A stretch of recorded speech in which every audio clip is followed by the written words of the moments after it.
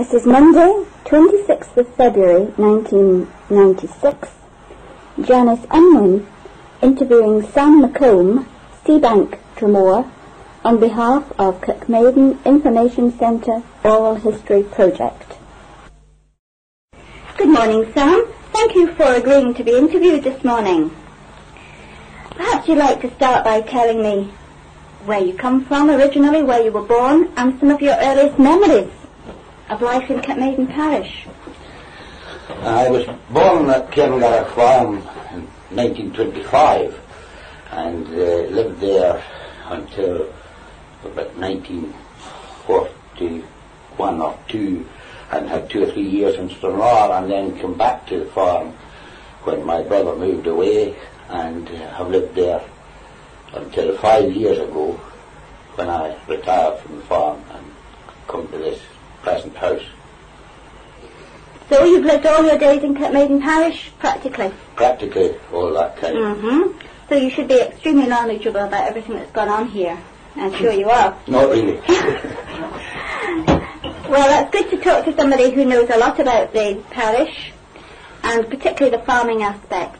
But perhaps you'd first of all like to tell us your early memories, perhaps of school days, or just playing around the farm, or some of your acquaintances of that time.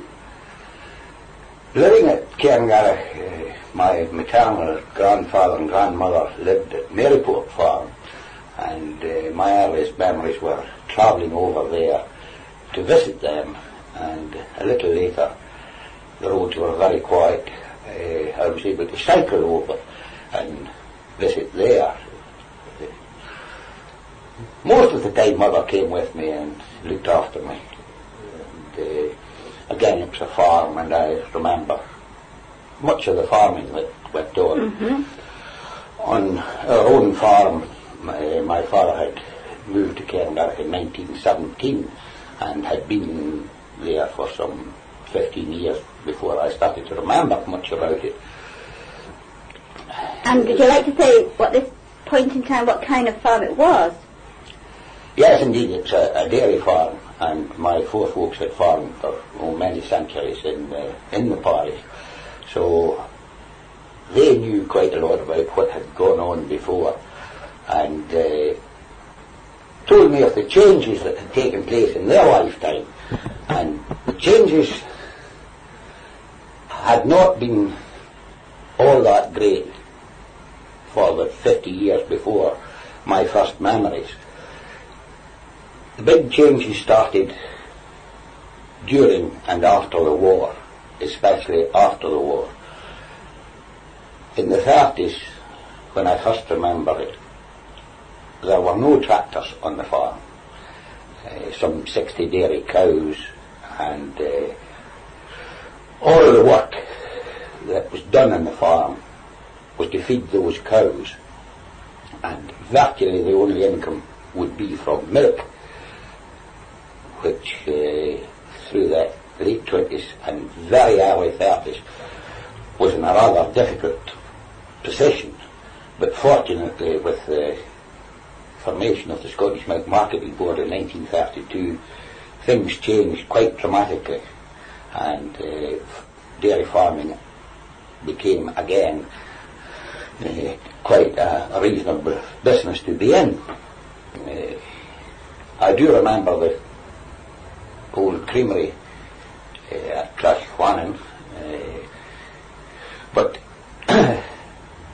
only in winter time, in the dead of winter, did we send milk there, as all the milk produced in the farm was made into cheese on the farms. And I think we have something like 45 farms in the parish, and over 40 of them produced milk which was manufactured on the farm, and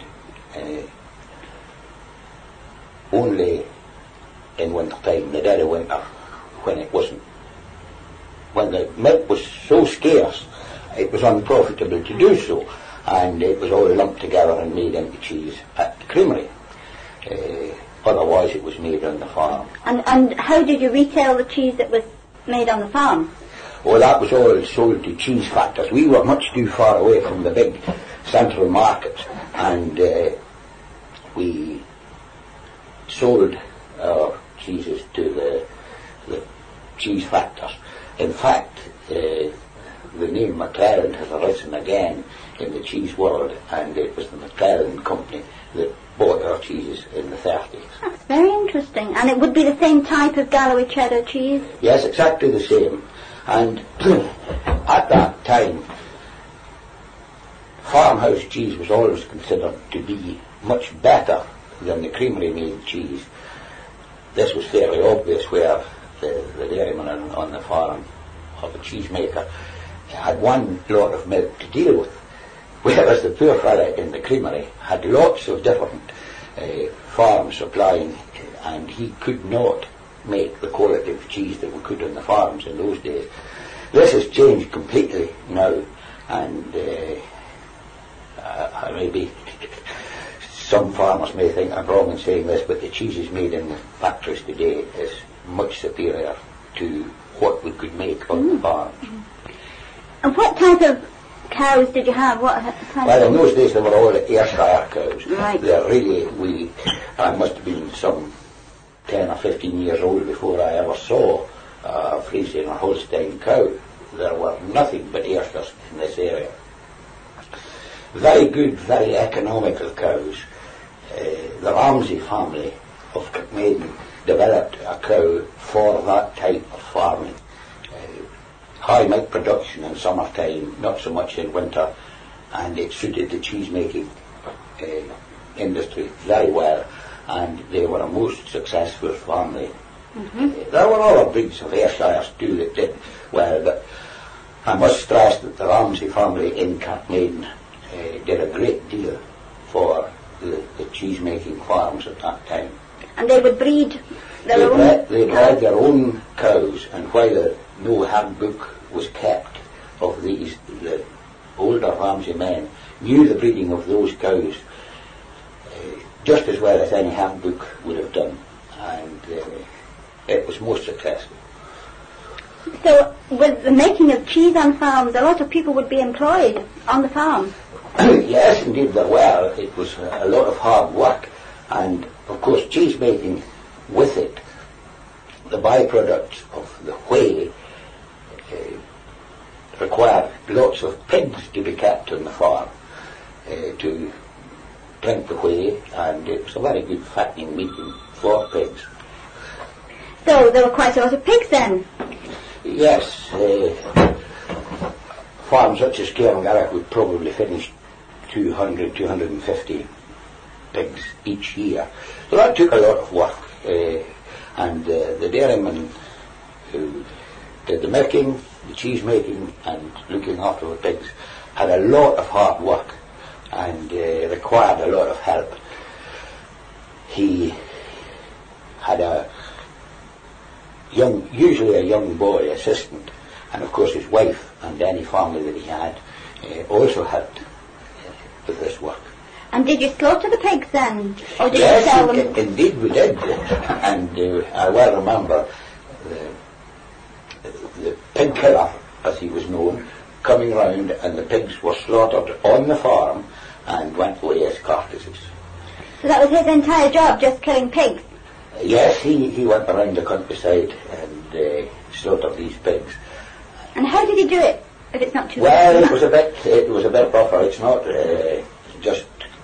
it wasn't quite as sophisticated as it is today, and perhaps the least said about that the better. Fair enough, yes. But you would maybe keep a pig for yourself for eating, making ham? Oh yes, we did. Did you salt it or? Yes, it was salted with bacon. A lot of it was used immediately, of course, and it was divided amongst the workers on the farm. This would happen possibly twice a year, and they were all given salted hams from that pig. And is it a particular kind of pig? A particular breed of pig? No, not really. We bred a few, but most of them were bought in. But it was a very small part of the income of the farm. The milk obviously was the main. Yes. What about butter making? Did you do that?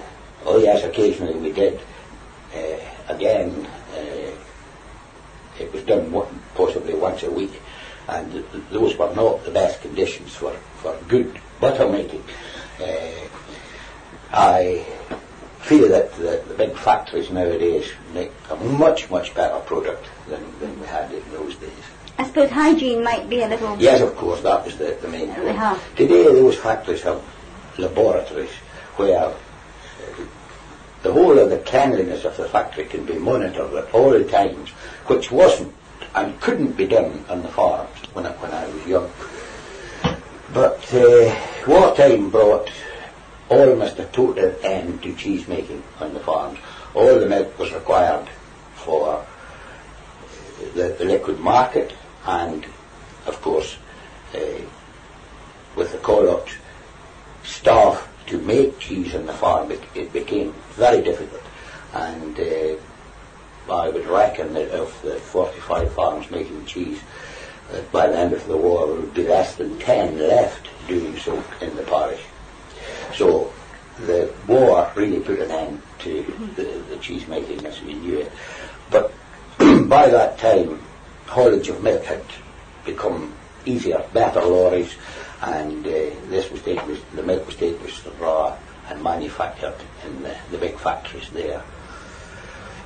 Until, of course, occasionally we ran into a snowstorm, as we did in 1947, and we had a particularly severe winter that year, and roads blocked and things, and various attempts were made to make cheese again, make butter again, but they were very unsuccessful. Fortunately, it only lasted for about a week, but it was late in the year,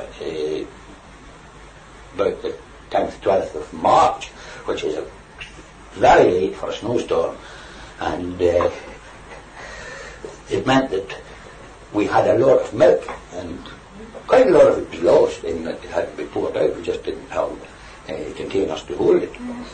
But the cows had to be milked each day, so the oldest milk was tipped out, and no pigs, of course, to eat no, that. the pigs had gone by that time.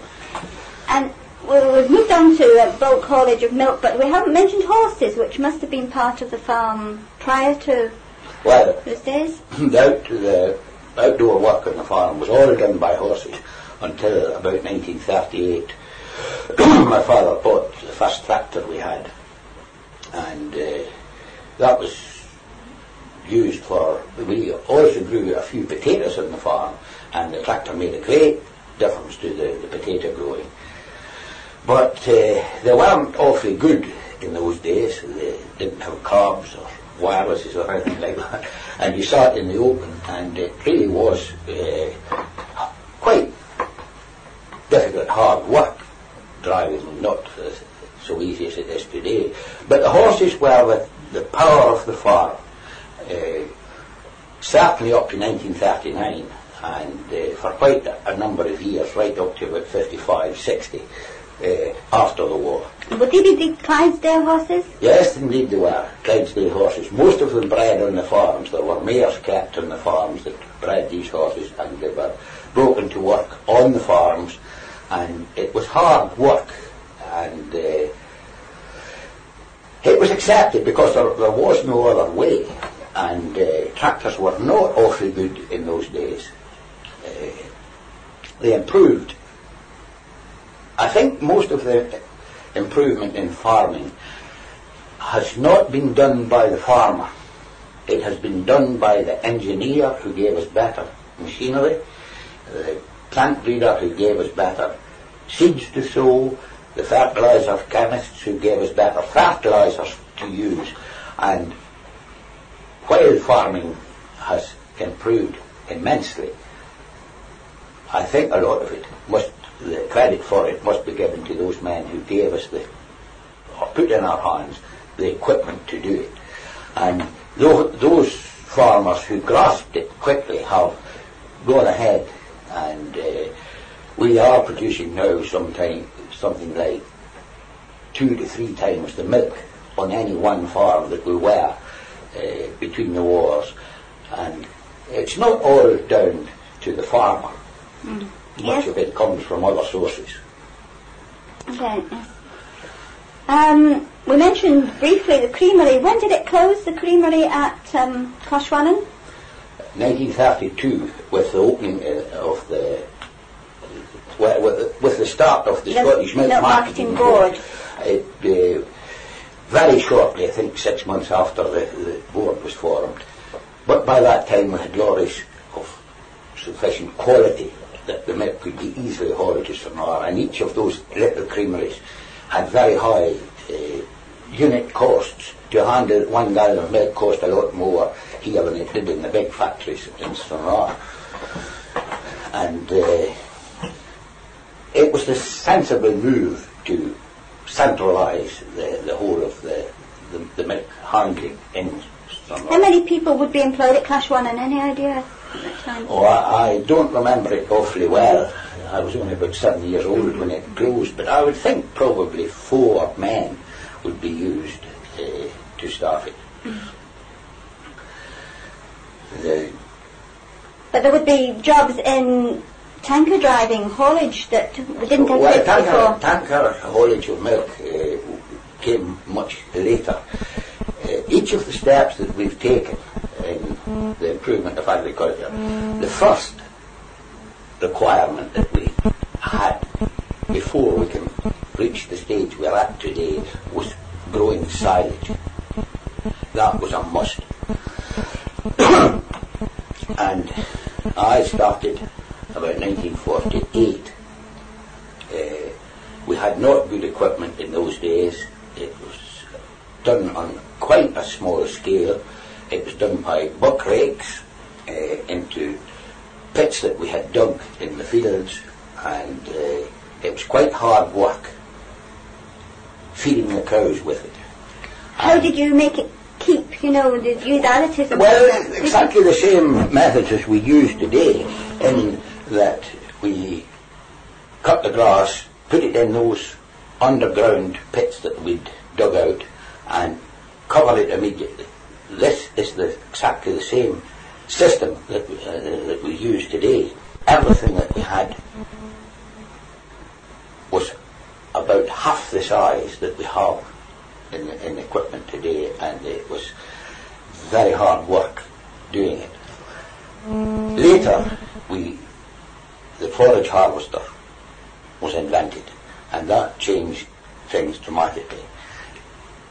Against having the old pits out in the fields near to the crop, we were able to haul the silage from the field to the farm and store it there. That required silage pits to be built, which I did about 1950-51, and started making silage at the farm. We used various methods, some of them successful, some of them not so successful, but slowly we got better methods of doing it and got a good product.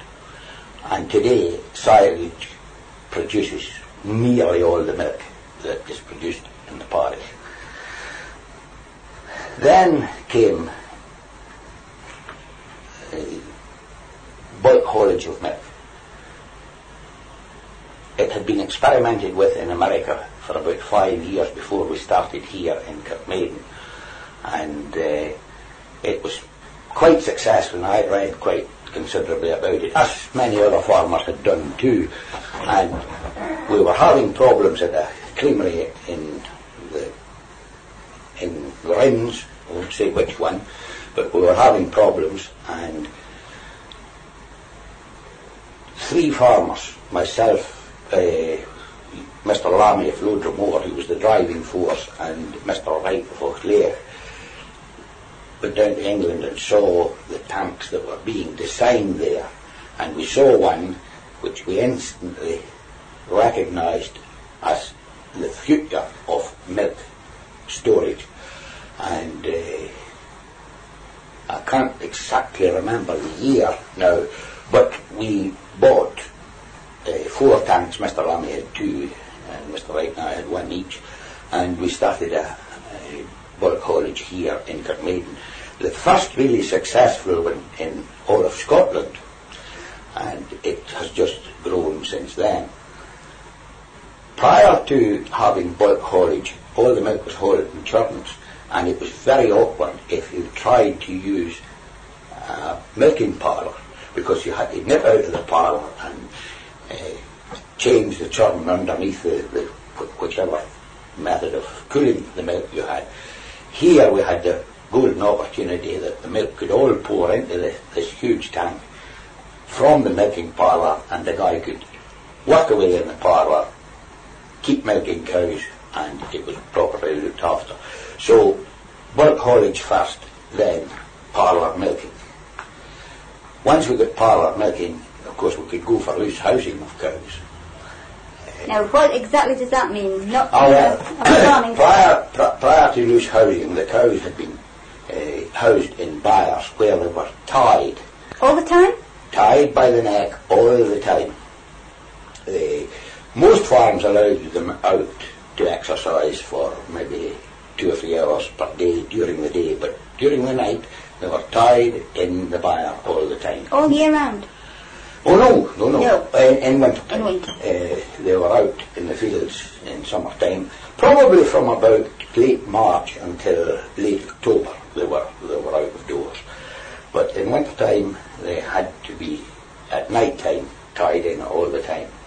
And it wasn't ideal. We have discovered now just how bad an idea it was. But the loose housing of cows has changed that, and that was discovered by an Irishman, strangely enough. Loose housing, of course, could have been done on straw bedding, which maybe is ideal, but we do not have the straw in the area to do this. And cubicle housing is the standard here in the parish. It revolutionised the whole of the dairy industry. Prior to that we had been stuck with a certain number of cows. You had to have a byre to hold them, and if it held 60, 70 or 80 cows, that was the number you had to have. So loose housing means that... Describe that more fully to me, please. I'm not quite understanding. Well, it is quite a large shed with cubicles, rather like stalls for each cow, and she's not tied in any way. She can go and lie down there when she wishes to. She can stand up, walk about, self-feed at the silage, which is before her 24 hours per day, or any other foods that you wish to give them. And it's quite revolutionised. So literally the cow is loose and she can move around to her requirements. Can take as much exercise or as little exercise as she wishes. Much superior way of handling. And just as easy to keep clean? Yes, very easy to keep clean. In fact, I think that probably the average cow today is cleaner than her the cows of 40, 50 years ago when they were tied in byres. It was all the muck had to be burrowed out from them, and it was extremely hard work. And constant. Yes, and unfortunately this hard work occupied so much of the farmer and the dairyman's time that he had less time to give to the management of the cows. Many farmers were very successful and managed them extremely well, but it was very hard work, and it has been eased considerably since loose housing came on the scene. Haymaking. Sorry, have you finished about that, Sam? Yes. Haymaking, was there much of that in the parish? There was a little, not a lot at all. Our west coast climate here has too high a rainfall for successful haymaking every year. Some years it was comparatively easy, other years very difficult. And the cows pre-war and for a bit after the war relied entirely on the turnip crop and straw. There was quite a considerable quantities of oats grown in those days, which is the best straw of all for feeding, but it was not as good as hay. But the difficulties of hay making prevented much hay being made, whereas silage making, we can manage our grass much better. We don't necessarily need to grow any grain crops at all, and the whole farm can be put down virtually to grass, and it can be managed much better with silage making, and outputs have risen very dramatically. Whereas we used to keep 60 cows at Cairngarroch between the war, it slowly rose to 70 and then even 80. But now on loose housing we can have 100 plus cows and feed them, I think, a great deal better than we used to be able to do. Prior to silage making, what did you feed them?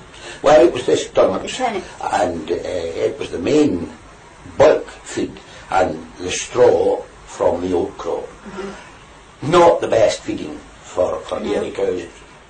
It kept them alive during winter, but we were much more dependent on our milk production from grass in the summertime, and most of the production came in the months of April, May, June through to about October, and throughout the winter the cows didn't really give very much milk at all, whereas now with silage, it was once described silage feeding of cows was vertical grazing, i.e. they ate up the face as against eating it on the horizontal. And while it is not as good as grazed grass, it gets very much dearer than the old feeds that we had 50, 60 years ago. Was there any barley in the parish, Sam? Between the wars there was no barley grown at all. The grain crop that we used was entirely oats. This because of the fine quality of the straw, the best straw of all, but yet not a particularly good feed, but it was the best one. And no barley whatsoever. Well, we have covered quite a lot of aspects of farming. Perhaps you could tell me some little anecdotes, perhaps, that come back to mind about incidents that could have happened on the farm. Well, there really are so many that of the years immediately before the war, when we were using horses entirely for the work. As a boy, I remember sometime about 1935, two school pals and I went to Columfa Farm to see the first tractor in the parish, and we left some 10 o'clock in the morning, and of course we were expected to return for lunch, and we arrived home about 4 in the afternoon, a Saturday afternoon. We were so taken with walking up and down watching this tractor ploughing that we totally forgot all about time, and we arrived home, forgot all about lunch, and got home sometime for late afternoon. What kind of tractor was it? That was an old Fordson tractor. That type of tractor had been designed during the First War and was rushed into production, and it was made by the Ford Motor Company, of course, and the first of them were made in of all places, Cork in Ireland, but were later brought over. They were manufactured in England at the present Ford site, and this was the first one that had arrived in the parish. And who was at Columfa at that time? It was Mr. Love, and it was his son, James Love, who was driving that particular tractor. And it really wasn't awfully successful tractor. Really the only work it could do was pull things. It had no hydraulic equipment at all on it. The first of the first tractor we got at Cairngarroch was a Ferguson tractor, designed by an Irishman, Harry Ferguson, and he became a very successful tractor manufacturer. And it had these hydraulic lifts on them that could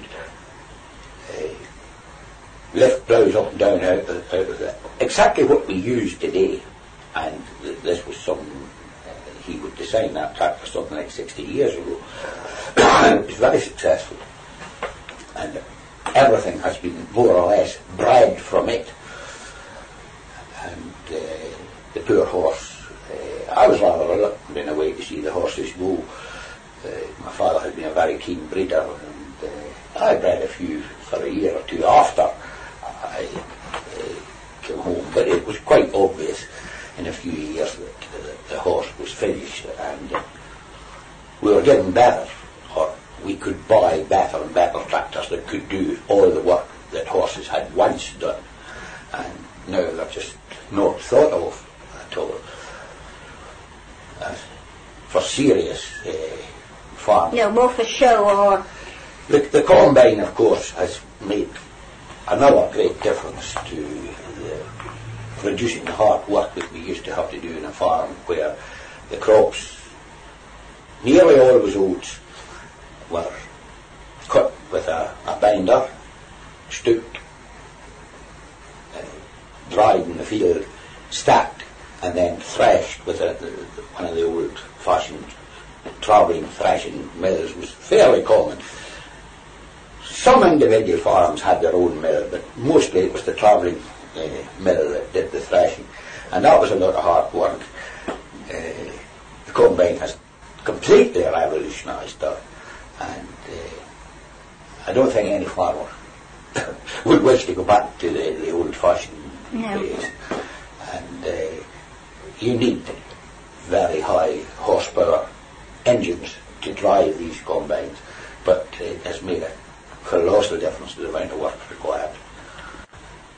It was thought at one time when they started coming in here, in fact I think it was wartime, the farm at Logan Mains, Mr. McIntyre was the first to have a combine, and of course it was totally condemned by all the other farmers as being of no use at all, and it wasn't a particularly good one, but it was a start, and we have progressed from there. Did you all rush over to see the combine? Oh yes, of course, we all rushed over to see the combine.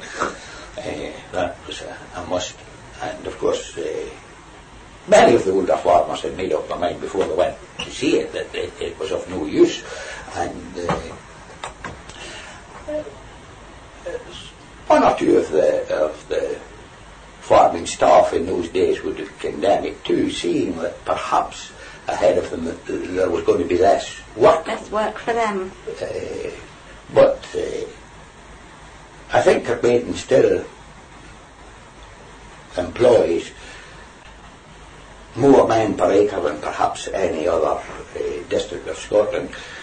Dairy farming doesn't lend itself to mechanisation on the scale that cropping farms do, cereal growing, where perhaps the huge farms of the East Coast back between the wars would be employing 12 men.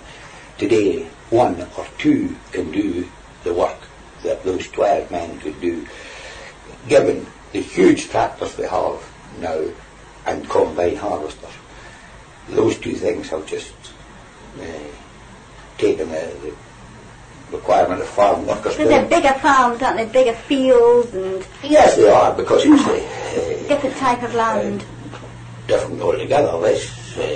They don't have the rainfall that we have, and it lends itself to grain growing. And the centre of Britain, from south coast to Inverness, the east coast has a much lesser rainfall than the west coast, and we are the cattle breeding and stock rearing side, the west coast, and they are the cropping farms, various crops, but mainly cereals, of course. Which makes us a very good all-round country, in a way. Yes, we're Britain as a whole it has been adopted has got something to of the it. type of farming that suits the area best. And certainly dairy farming does well here. Many of the farms, probably half of them in the area, have gone out of milk production. Recently. Into beef, recently. Over the last possibly 20 years. And that does extremely well in this particular area. It is stock rearing. There are many more sheep than there used to be. In fact, we rarely saw sheep in this district between the wars. But there's many more now. And but the farms producing milk now have increased their output so much that we're probably producing more milk today than we did pre-war. But this isn't without its problems, is it? Producing more because of your quotas, We something. do have quotas, which in the short term may have been a blessing, but in the long term, I'm afraid, they are causing very serious problems. The variation of quota which our government allowed to take on a financial price has risen so much in Britain that it is almost impossible for a young man to start farming today. I know the valuation of my own farm is the value of the land and the stock upon it, but milk quota doubles that. Certainly we were given it by the government. Originally, you were given. Yes, we were given it, and it has taken on a financial value. That's all right for those who are in. But a young boy trying to start today, it is virtually impossible because he has got to buy into the trade, and it is the cost of the farm plus his stock again. So it just isn't financially on, and the industry is becoming quite worried that we are having no new young men coming into it. It's possible where a father leaves the farm to his son, but for a young man breaking in, it's almost impossible. And do you foresee a change of procedure then regarding quotas? Yes, the industry has been trying very hard to have these things changed, but the dictation from Brussels, we being the British government, adhere to those dictates from Brussels, and we play the game. Many of the other countries do not. We would in Scotland and Britain be able to produce considerably more milk than we are doing at the moment. Much of that would possibly have to be exported. And we are losing out on the world market. We have a limited output, and other countries, New Zealand, Australia, America, are increasing their output and getting those markets. As countries develop and become able to pay for more sophisticated foods, they can buy those products and use them, and we are falling behind. And we play the game, others don't, and it annoys the industry.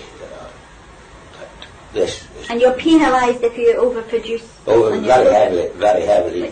One just doesn't do that. It's almost equivalent of breaking the law. You don't overproduce. Which makes a farmer nowadays has to be more of a manager than just a farmer, doesn't he? He has to know his business and know the world business far more than he ever used to. I mean, at one time he would be quite content to keep his own farm going. Well, the difficulties are changing all the time, and yes, possibly we have to be a bit more aware of what's going on internationally than we used to be. Pre-war, we were very much a food importing country, simply because the area of Britain could not feed the population we had. And today there are many crops, of course, we can't grow, but we're getting very, very much nearer being self-sufficient. And that helps in our balance of payment. The government is always talking about bad balance of payments. But we are limited in the various crops that we can grow, and as the community becomes more and more sophisticated, they wish foods from all other countries, exotic fruits and various other things that have got to be imported to Britain. But the basics we could produce quite easily. Mm-hmm. But we're actually producing less in the manufacturing industries than we ever used to in Britain as a whole, aren't we, I think? Well, yes, but it's an old adage in agriculture that agriculture is always best when we have a booming industrial output. Everybody working, everybody earning a good wage, therefore everybody able to buy food, good quality food. If you hear of the high unemployment population that we have at the moment, that's not doing anybody any good. Certainly not doing the farming industry any good. But we must take our share of the blame in this particular unemployment situation, in that we, the agricultural industry, are using a great deal less staff than we used to. Fortunately at Cairngarroch we do not use very many less, but probably one man less than we did. But that requires a high output farm to do that. But you're now producing potatoes at Cairngarroch. How long have you been doing that, early potatoes? Oh, that's been going on since about 1920. We always have produced early potatoes. We have the type of land that's suitable for growing them, so we use it. Things have not changed a great deal. We're still using very much the same variety that we did then. What do you use? We use a potato called Epicure. There are new varieties which have superseded it in crop output, but unfortunately they taste horrible. And the Drummore area, certainly the Rings area, will not accept these new varieties and demand the old variety that we have used for nearly 100 years now. They seem to have a taste for that particular potato, and we have got to go with the market. We grow the variety that folks will buy. But back about 10 years ago, we started using polythene on the crop, and that has made them earlier by some... So this is a cover to cover them? I have to explain how it's done. All growth of any plant is dependent entirely on soil temperature. So if the temperature is very low, you have very, very slow growth. As the temperature rises, the growth becomes more rapid. We put polythene over the top of 2 drills of potatoes. And immediately that they're sown? Not immediately, no. The various things with sprays have got to be put on. And but at a particular point we put this on, done by a machine, which makes it comparatively easy.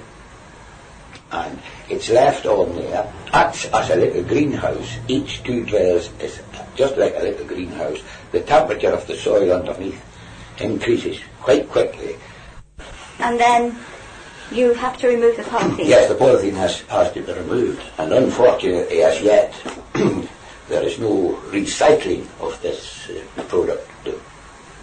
And being one of the very few farms in the county that use polythene in potatoes, we are very carefully watched by the health authorities. One is not allowed to burn it. It must be buried. So we have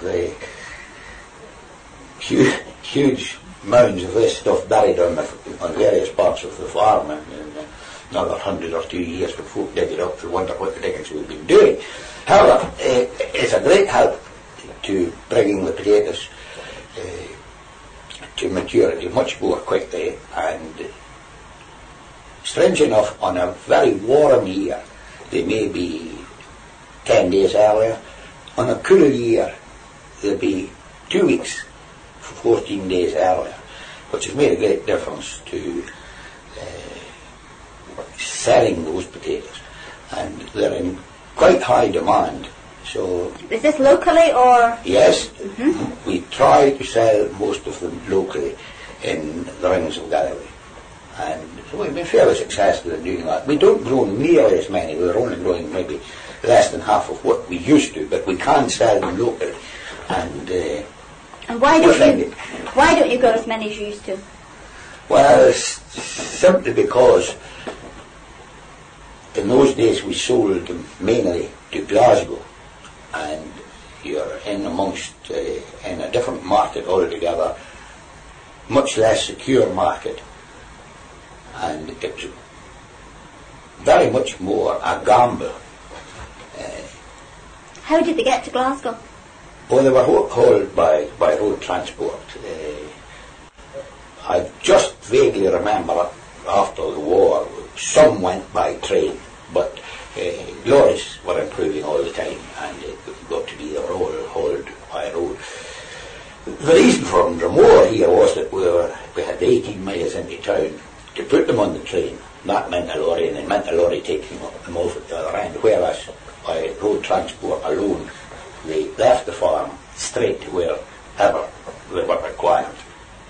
But we sell largely in the rings. A few go to the Machers, and we'd like to keep it that way if we possibly can.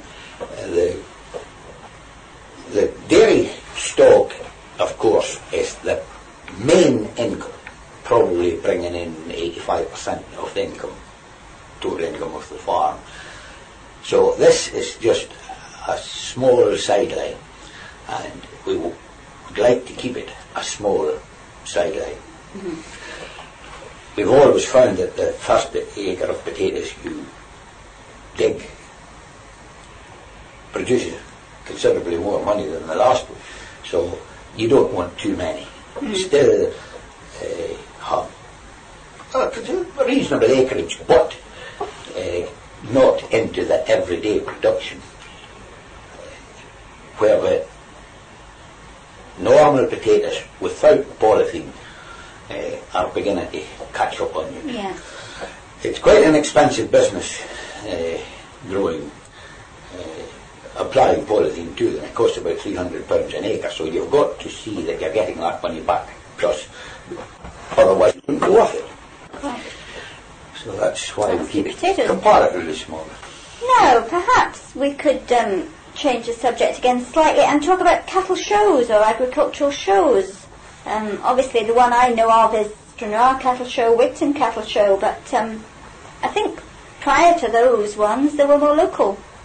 Oh yes, when transport was difficult, each of the parishes had a little show of their own, and I remember the Kirkmaiden and Stonycack Agricultural Society had a show known as Ardwell Show.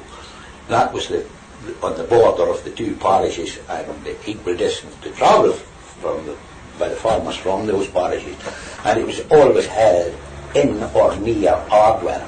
And as a kid I remember going to those shows, and very well run, and really quite a day out that everyone got to them. All the farm workers were able to get. Would it be in the July, the same as it is? Yes, it was July, I think 2 weeks after the Drummore show, either late July or early August.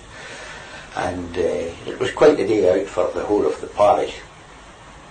Prior to that, when transport was really difficult, back in the 1870s, Drummore, the Kirkmaiden Agricultural Society, held a show in Drummore, and I'm fortunate having the prize winners, the names of the prize winners of most of the classes at that particular show. And it's quite interesting to read back into it, but that's over 100 years ago.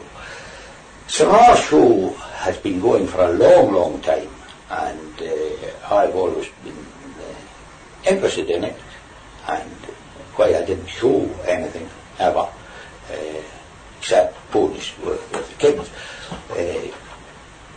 I went and worked hard. You were involved with the show, and I think it's a very necessary thing in an agricultural community to keep that show going. And of course, we also visit Wigtown show, which takes in the whole of the Mars. And there's quite a bit of rivalry, very friendly rivalry between Wigtown and Drummore. And fortunately, over the last few years, Drummore has been blessed with beautiful weather, and of course the day makes the show. And these local shows, Ardwell and Drummore shows, same sort of thing? Oh yes, very, very similar. Yes. Fewer classes, but the main Clydesdale horses of all ages, Ayrshire cattle of all ages, and various sheep classes. Oh yes, a very interesting day out. And there were all local farmers, many of them who felt that Drummore show was a bit too good for their stock, were quite prepared to show at Ardwell, and on many occasions they were just as good, and in some cases better, than they were at the bigger Drummore show. So Kirkmaiden can be fairly, and Stoneycap can be fairly proud of their little show, but of course it wouldn't be worthwhile attempting it again. Transport is so easy that you can take an animal, if you load it onto a float, you can take it to Drummore just as easily as go to Ardwell. But many of the stock walked to Ardwell show. I remember Father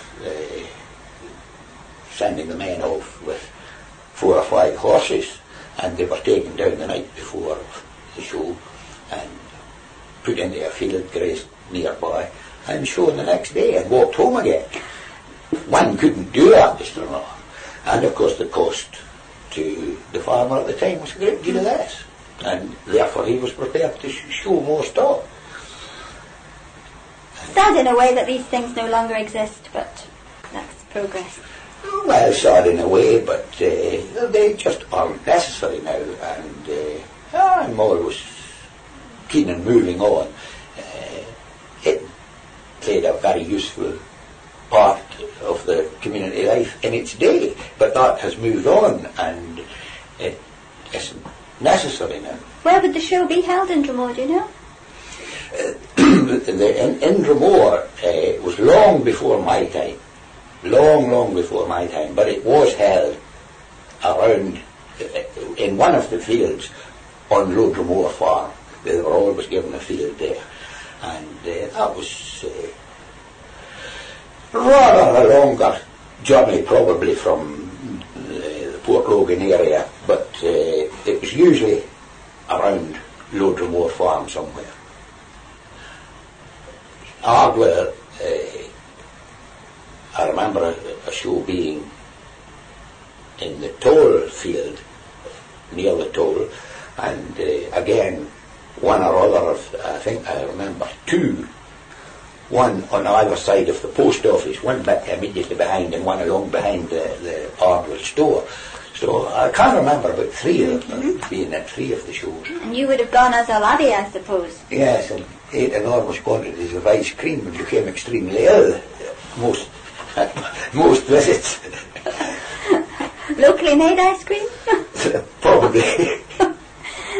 So how did you spend your leisure time, Sam? That probably wasn't all that much of it, but what did you enjoy doing? Oh yes, we had just as much leisure time really then as we have today. Although the work on the farm, I've said, was fairly hard work. Hard physical work.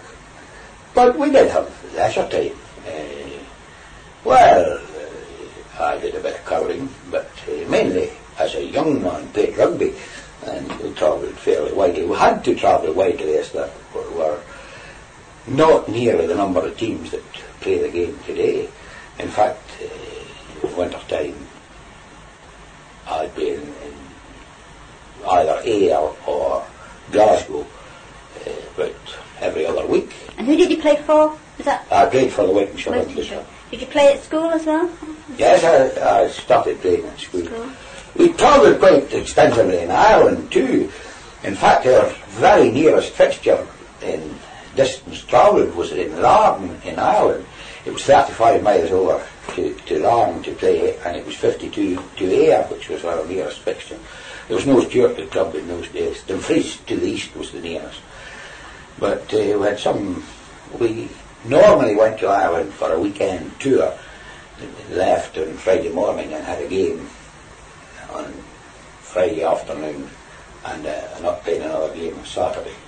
And usually we'd home on a Saturday night, but sometimes it was Monday before we got back from Ireland. Are you still involved with the Wigtonshire Rugby Club? Oh yes, I'm a patron of the club, but not... Good to see it still going.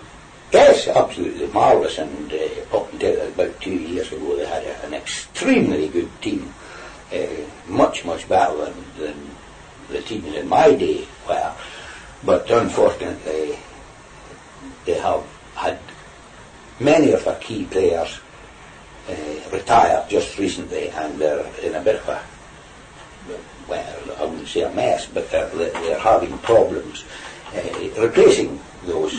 But this happens to all the teams, and they'll improve again. There's no fear they'll improve again.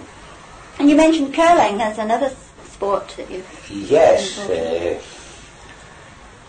I've already mentioned that 1947 was a particularly severe winter, and I curled a great deal out of doors, which is where all curling started, of course, and I've many great memories of the various games we played at Logan, many of them, but we travelled to all the other clubs as far away as Kirkmaiden, and of course the Swalt, Lochnow, and Mulhouse. We played all these games. In fact, a neighbour farmer, Mr. Shaw, and I spent, I think, nearly the whole of February of that year curling. The frost was so severe that no work could be done on the farm other than just the ordinary maintenance work. The cows, of course, were being looked after by the dairymen, but as for field work, it was quite impossible, and there really was nothing to do. And I'm sure you have some tales you could tell us about that. Oh yes, there's none spring to mind immediately, but yeah, there are a few tales. Then, of course, later, the winters are less severe than 47. We had another fairly hard one in 63 when we had quite a bit of curling out of doors, and I travelled to the Grand Match on that year, which is a magnificent sight. It's the north of Scotland against the south of Scotland, the borderline being flexible, and there are 300 teams from the north play 300 teams from the south, team of 4 men. Where does this take place? This took place, the first one at the Lake of Menteith, just north of Glasgow, about 20-25 miles north of Glasgow. And strange enough, on the west side of the country, normally the east gets heavier frost than the west does, but that was where the venue was. We were fortunate in that we travelled up and stayed in Glasgow the night before, and we didn't have the whole journey to do in the morning of the game, and that was a wonderful sight. There were 2,400 players. All on the ice at the same time? All on the ice, and almost the same as spectators. It happened again in 1979. This time we travelled by bus from the Northwest Castle in Drummore with all our curling stones. You must take your own equipment, and 4 of the lads now from the parish went and played in that game again, and it was quite magnificent. The sun shone from it rose in the morning with not a cloud in the sky until it went down behind the hills at night. A beautiful day. At the Lake of Menteith again? At the Lake of Menteith again, yes. What I've wanted always to ask, how do you test if the ice is suitable? Well, you bore it, and... but how do you know it's going to take everybody's weight? I don't think there's any instrument that would quite measure that, but they will not allow the match to start with less than 6 inches of ice. So 6 inches of ice would carry a lot. Great weight, yes. And but how do you know there isn't a weak spot somewhere? Well, you don't. So life belts, ladders, ropes are lying everywhere, just in case an accident should happen. Right. It hasn't ever at a grand match yet, and God forbid the day that it ever did happen. But precautions are taken, and in fact there would be 30 or 40 vehicles driving around on the ice, cars and Land Rovers driving around on the ice on the Lake of Menteith. It must be something like 100 acres of water, and we were using about 4. Those huge areas of the loch, or the lake, the only one in Scotland, by the way. Why is it called a lake then? I have no idea why it amplified in some, but most of all our others are called lochs. In fact, the president of the Royal Club, I think Captain Jack Anderson, was the president in '79, and he arrived by helicopter, and Lord Elgin supplies one of the family cannons, which is fired to start the game at 11 o'clock in the morning. Huge old-fashioned cannon, and that gets loaded up and put a match to it. Huge barn. Game starts, and fired again at 3 in the afternoon to stop the game. Oh, we had must be a wonderful sight. It's a wonderful sight to see it. I wouldn't play, I'm getting too old to play now, but the Logan Club, the local club, enters a team each year, hopefully that they'll get a game. I wouldn't go and play now, but I'd certainly go and watch, because 79 there were more, almost double the number of spectators that there were players. So from 2,400 there were almost double. There must have been about 4,000 spectators. So obviously curling... 6,500 folks on the ice. Takes it. Plus the weight of the curling stones. Which is, how much is the curling stone weight? It weighs about 40 pounds. So you have 80 pounds plus your own body weight, plus our equipment. Incredible. It needs quite a bit of ice, yeah. But 47 we had a game. Oh no, sorry. In 63 we had the county match. That is the Rins versus the Machers. Played at Craiglaw. Part of the game on Craiglaw Loch. Which is where? Kirkmaiden. Kirkmaiden. And another loch nearby. And that again was a magnificently sunny, warmish day. It froze all day, but it was beautiful in the sunshine, and a most memorable day. That was the last one. We haven't had one since, unfortunately. Although we were quite close to having a grand match this year. If the frost had continued for another 2 or 3 days, we most certainly would have had one. One of the lochs had 6 inches of ice. That's Lindor's Loch in North Fife. We have, I think, 6 venues in Scotland, 6 big lochs, all standing by with teams of men ready to mark out the ice and make it, just get all the facilities there.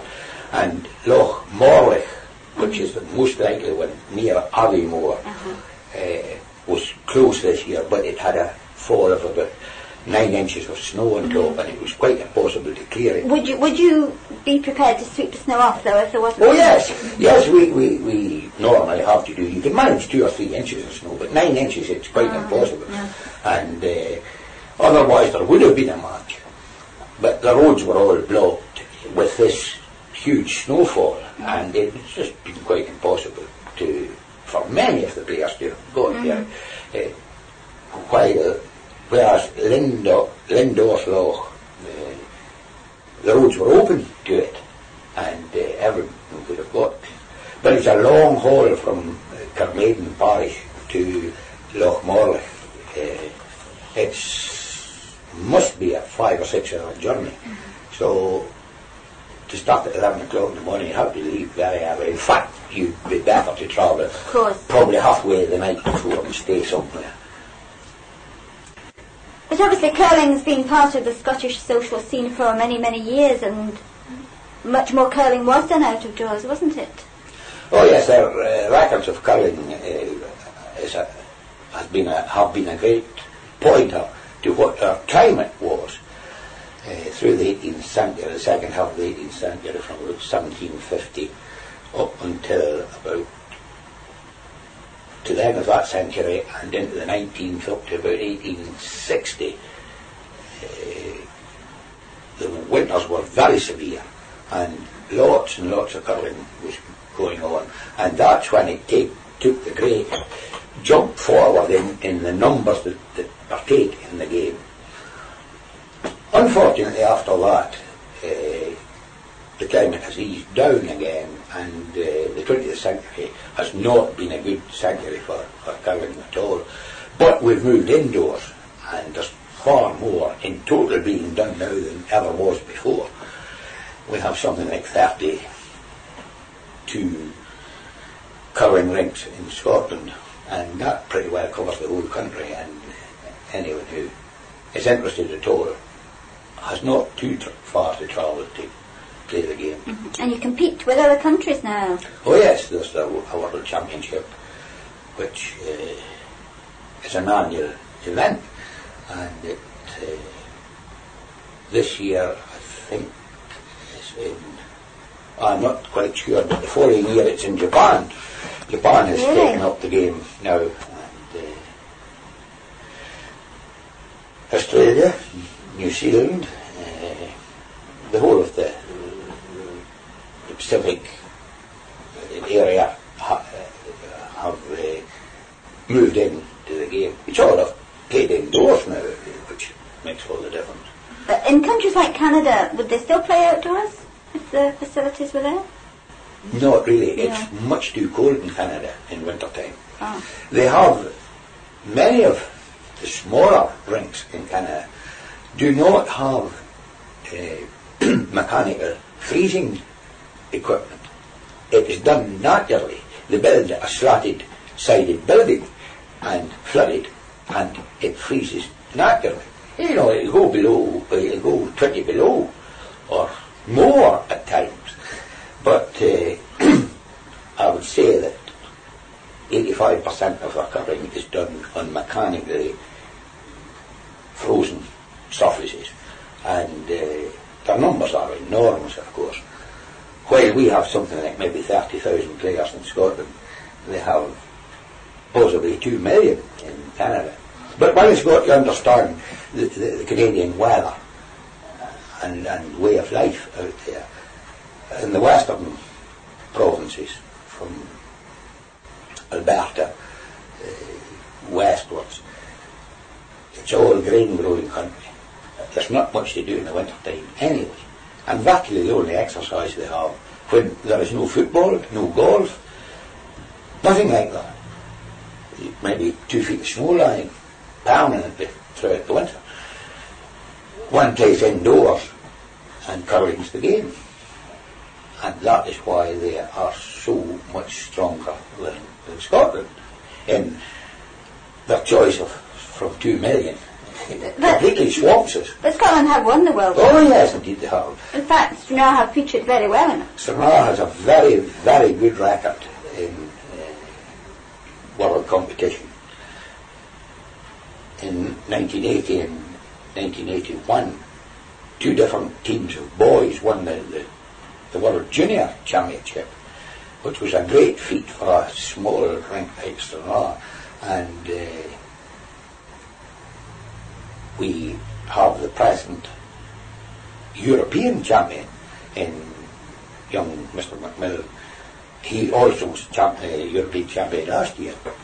So that was a great effort. Good achievement. First time the same rink has won it twice in succession since it started. Oh yes, Stranraer has been a very successful rink. And you've obviously enjoyed your curling days and Oh yes, very much. met plenty of people. Yes, many of my best friends are. In fact, I'm travelling to Perth shortly to the Scottish Championship, and mainly to see my old friends that I made when I was curling, or when more deeply involved in curling, than to actually see the play. Good. And what about the young farmers, Sam? Were you much involved with them in your youth, or latterly? Not a great deal. At that time, immediately after the war, when I came back home, transport wasn't as easy. You must remember that most of the motor cars we had then, all of the cars we had, were pre-war, so that there was nothing less than 6 years old, and many of them a great deal more, and travel wasn't terribly easy. So we, all the demonstrations and stock judging competitions that were held were usually on a Saturday afternoon. And In Stranraer? no, all over. No, all over. Not necessarily in Stranraer. It went to a different farm to each demonstration and stock judging competition. And that could be anywhere from Drummore to Whithorn, virtually. As there was. As a Wigtonshire Federation then? It was then. It was a single club. Right. And only a bit later was the Mathers Club formed. But we travelled all over the county, and occasionally went in late spring or early autumn. But the summers were busier in those days, and the demonstrations and competitions were mainly held in winter time. And of course that was into the rugby playing season. It didn't suit me, so I went and played rugby rather than go to the young farmers. But they're having their 60th anniversary of the Wigtonshire Club starting in March of this year, so it must have been March 1936 that the Wigtonshire Club started. I remember being at a few of the competitions. My older brother was going to those stock judging competitions and demonstrations, and as a wee lad I went along with him, and I vaguely remember them. I was only about 10, 12 years old at that time, and most of the fathers went along in those days, or many more than do now. It was quite a big outing going to a demonstration. Well, if you were a young laddie, you probably wouldn't have the transport to go on your own anyway, would you? No. Well, I could. Occasionally, Brother John would go to on his own, but most father and I went along with him. Really interested in seeing the farm it was being held on, and different stock, and just general interest. it's really much the same format now, isn't it, after 60 years? Yes, it'll be very similar. Far bigger membership, of course. I think there's the Machers Club, and there are two in the Rings, Southern Rings and Sonar Clubs. So the membership must be much greater than it was when it kicked off in the 30s. It's good that it's still going strong after 60 years. Oh yes, it's very successful. I think an excellent idea, and not so much now, but at one time I was asked to speak to them on various occasions, and I was delighted to do so. I've never been asked by the young farmers to have a demonstration on the farm, but I've had quite a number of other organisations, Grassland Society and various other things, come to the farm. Any connection with the College at Auchenkrove? Oh yes, I've always had a very close connection with the college. In lots of ways. To formulate the policy of how you run your farm, I get great help from the Glasgow College of not so much Auchenkrove, it was the economic side, and there was a chap there at that time who was quite excellent and gave me very good advice as a young man. This would be probably 1946. And I've always kept a very close connection with them, and we got great help from Auchenkrove when we started Bud College of Milk. Great encouragement and help. And so how long has that college been there? Oh, long before my day. I can't really remember. Probably since the 20s. And it's criticised at times, but I think it does a very useful job, and especially training young farmers' sons. I think it's absolutely essential. In the management side of farming? Yes, I think it's absolutely essential that a farmer's son goes off to a college. He doesn't necessarily need to go to university and do a degree course, but certainly a diploma course at a college does him a great deal of good. I think especially in Kirkmaiden here, where we are so insular, that they are taken out of their environment and shown other methods of doing things. And I think it's absolutely essential. And in that, the college does a first-class job. There are some farmers who have been to college and have not been particularly successful, but I feel that they would have been even less successful had they not gone there. Fair comment, yes.